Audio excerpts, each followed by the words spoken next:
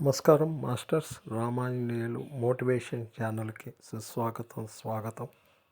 మరి ఈరోజు ఒక ముఖ్యమైన పండుగ గురించి మనం తెలుసుకుందాం. వైకుంఠ ద్వార ప్రదేశం అనేది కేవలం ఒక పండగ లేదా ఆలయ ఆచార్యం మాత్రమే కాదు మాస్టర్స్. దీని వెనుక చాలా లోతైన ఆధ్యాత్మిక రహస్యం ఉంది. ఏంటది? వైకుంఠం అంటే ఏమిటి? వైకుంఠం అంటే బాధ లేమి. వై అంటే లేకుండా, కుంట సంకోచము అంటే దుఃఖం. ఏంటది?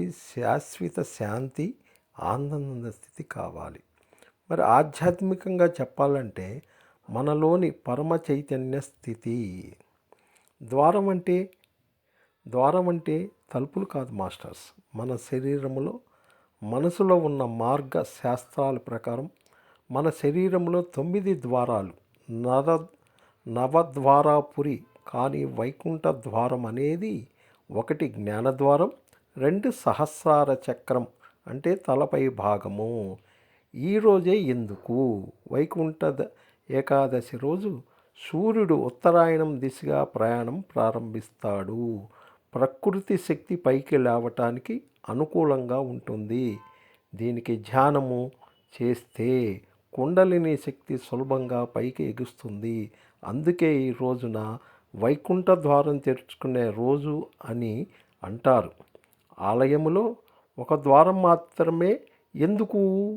ఆలయములో ఒక ప్రత్యేక ద్వారం గుండా వెళ్ళటం అంటే నేను అహంకారాన్ని విడిచిపెడుతున్నాను, భోగ మార్గం కాదు, భోగాతీత మార్గం అని సంకల్పం చేసుకోవాలి మాస్టర్స్. బయట ద్వారం కాదు, లోపల ద్వారం తెలుసుకోవాలనే సంకేతం. మరి ఆధ్యాత్మిక సాధకుడికి సందేశం, ఈరోజు చెప్పే అసలైన సందేశం, ఉపవాసం కన్నా మనోనియంత్రణ ముఖ్యం. దర్శనం కన్నా ధ్యానం గొప్పది. ద్వారం గుండా నడవటం కన్నా అంతర్ముఖ ప్రయాణం ప్రధానాంశము. సారాంశం ఏంటి? వైకుంఠ ద్వార ప్రవేశం అంటే ఈ శరీరమే ఆలయం, ఈ తలే ద్వారము, ఈ మనసే తాళము, ధ్యానమే తాళం. తాళంతోనే తీస్తేనే ఇది మనం ముందుకు పోగలం మాస్టర్స్. Thank you.